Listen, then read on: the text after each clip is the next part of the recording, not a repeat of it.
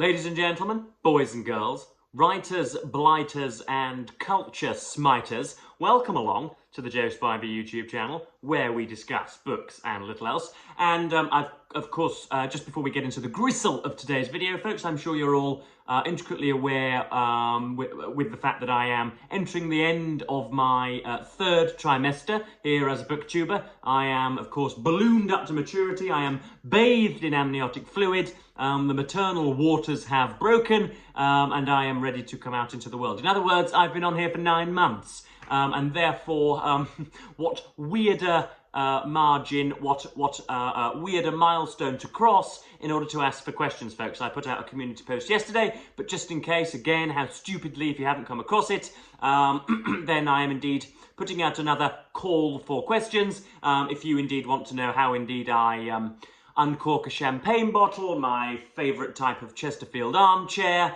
my favourite iteration of mustard, what I think about Putin's illegal invasion of Ukraine, how many eels I've got in a fish tank at home, my favourite yoga position, all myriad bits of knowledge that you would like to know about me, or just things about Joseph Spivey which have been heretofore cloaked, that you would like to press and probe, then indeed now is the time, or forever hold your peace. Leave them down in the comments below, or indeed if you are of a particularly fastidious nature, go over to the community page and write your or type your question into the comments. That'd be jolly good, and I'll be answering them on Sunday. So that'll be nice, and will hopefully give me an opportunity to better acquaint myself with you nebulous lot on the internet. But anyway, let us get into today's video. We are today going to be reviewing Matt Rendell's 2006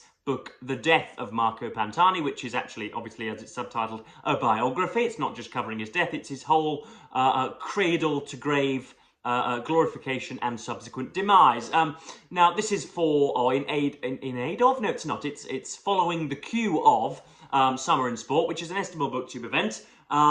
The execution of whom I am with, of course, one of the hosts, and I'm struggling to access my Voxer app at the moment, so I'm not really able to share in any of the group chats or any of the live streams, but nonetheless, I am hopefully one of its favourite sons and one of its tireless exponents, and so I'm going to bring you, lots and lots and lots of sporty content over the course of June, July and August.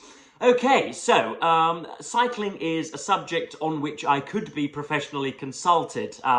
Particularly journalistically, I am right up there as one of the most knowledgeable. I know very little about anything else apart from canonical literature, professional road cycling, and indeed cavernous vulvae, I think we shall say. But yes, this is a biography of Marco Pantani, who was a prominent Italian cyclist in the early, mid and late 1990s, otherwise known simply as the 1990s. And there is obviously a huge question mark over nearly everybody's successes before the year, maybe 2015.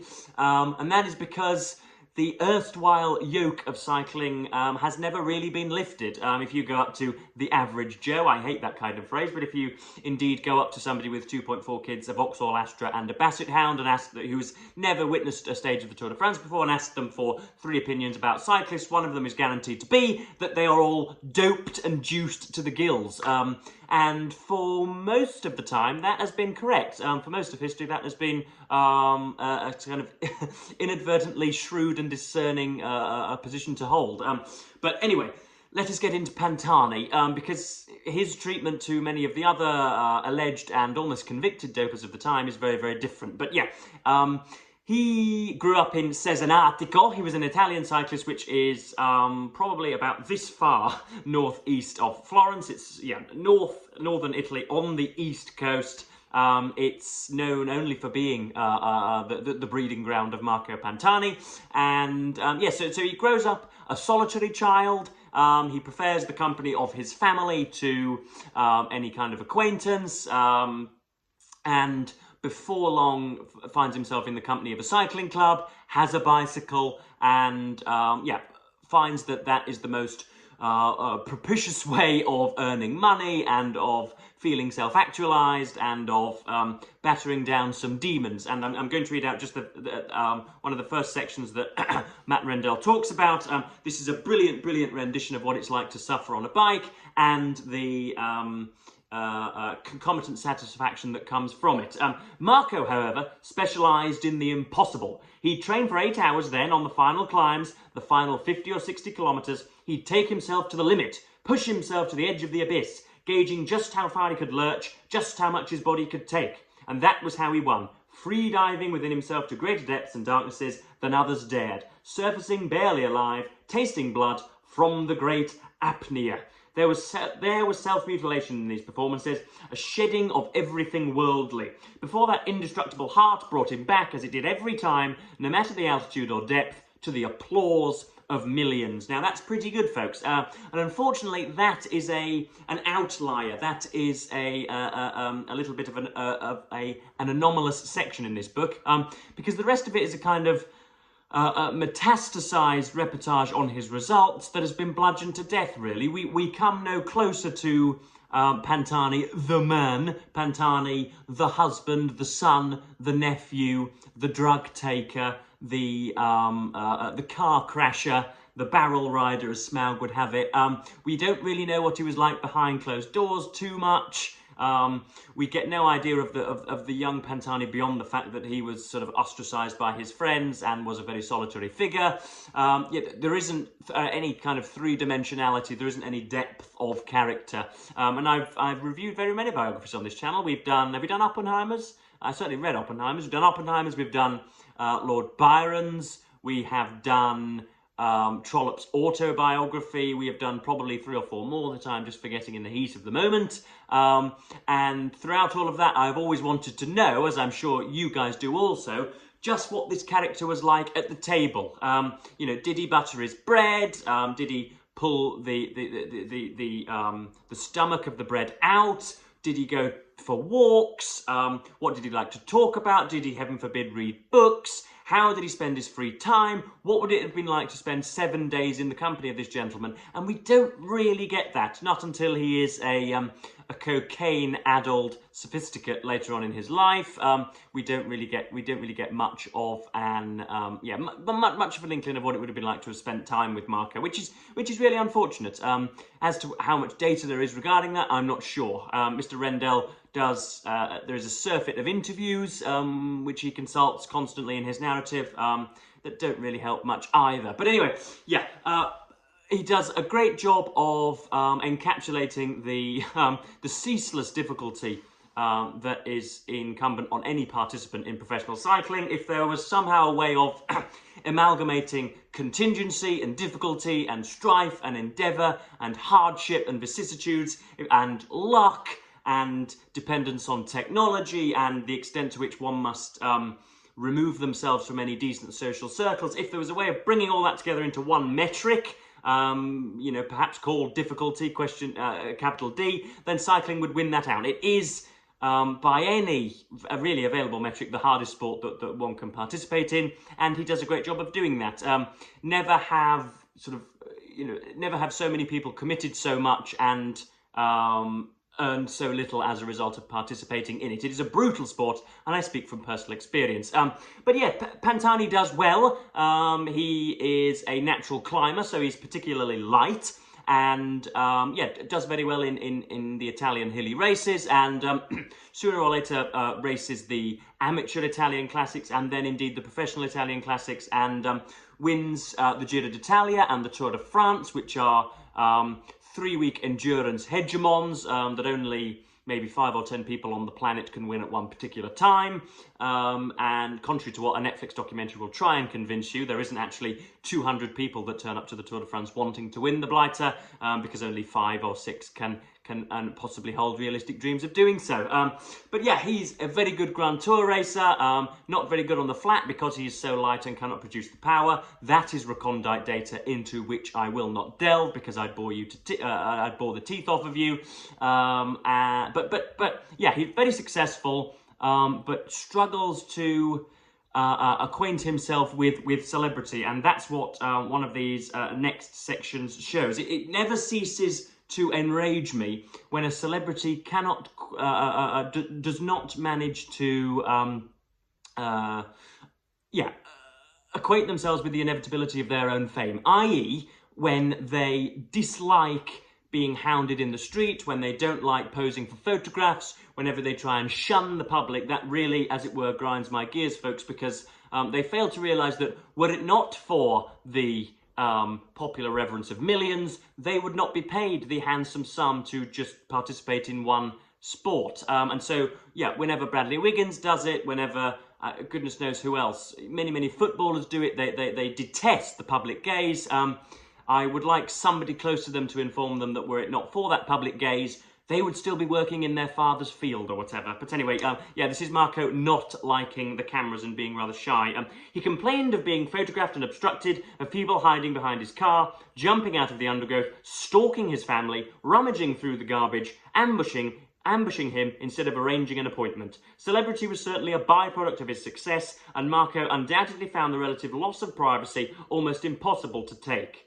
So that's yeah, again, him complaining about the necessary byproduct of fandom. But yeah, very successful cyclist, and then all of a sudden in 1999, atop the Madonna di Campiglio,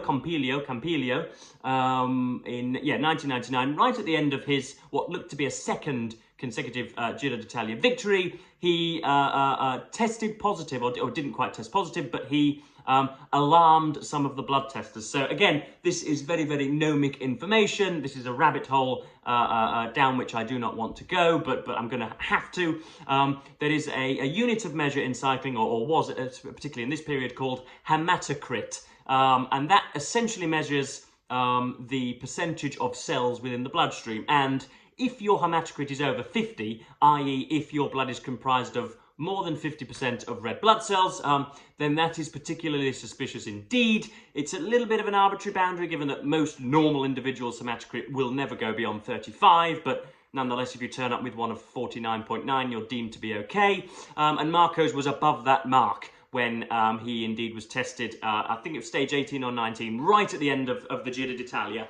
And then he started invoking Trumpian conspiracy theories before Donald Trump was even thought of as a worthwhile politician, and started blaming detractors, and quickly became maniacally convinced that the world was out to get him, when in fact we know, as a result of Matt Rendell's conclusions in the final few pages, that he was probably using performance-enhancing drugs his entire life, from the age of about 15, which is, of course, one of the ghosts at the feasts whenever we discuss the the relative success of one cyclist over another.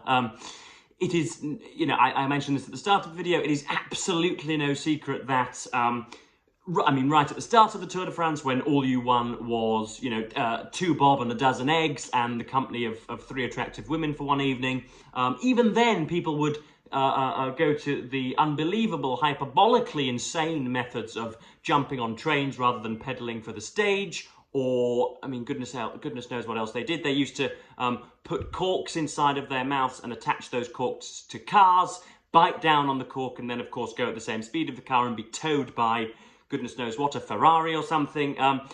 Cheating and circumventing the rules, and engaging in all sorts of misdemeanors in order to gain an unfair advantage is, of course, has been part and parcel of the sport that I really enjoy, which is a damn shame. We know, of course, that essentially every cyclist that raced before 2015 was doped on a drug called erythropoietin, which is a naturally occurring substance in the kidneys which stimulates red blood cell growth, but when taken artificially intravenously, you can boost the amount of red blood cells even more, which means that you can pedal harder and recover quicker the following day.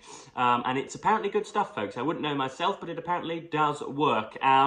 This is, of course, inextricably linked with Lance Armstrong, of many other people, who was a main competitor of Pantani's at the time. And yeah, that's the reality of the situation. It's what happens when you do not have North Star moral points or compasses.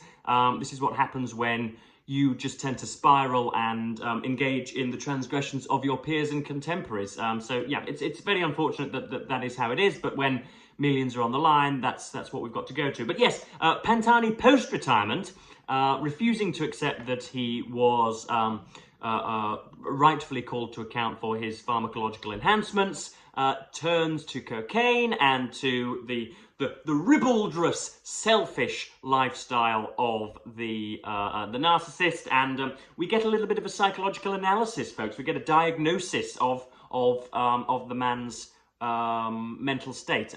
Narcissistic personality disorders consist of a pattern of grandiosity in fantasy or behaviour and a need for admiration and lack of empathy, starting in early adulthood, the period when Marco began to use cycling as an outward persona or mask with which to face the world. Marco's impulsiveness, reckless disregard for his safety, and lack of remorse were characteristic of the antisocial personality disorders, while the obsessive-compulsive disorders cover a pervasive pattern of preoccupation with orderliness, perfectionism, and mental and interpersonal control at the expense of flexibility, openness, and efficiency, beginning by early adulthood. That many of these behaviour patterns are inherent in the practice of high-level sports suggests that Marco's long-standing mental illnesses may have been partially camouflaged against the backdrop of the sporting world he inhabited. Now, if you manage to grasp on any of those clauses, folks, I would love to hear on a postcard, because that to me sounds like he has copy and pasted from the DSM-4 or 5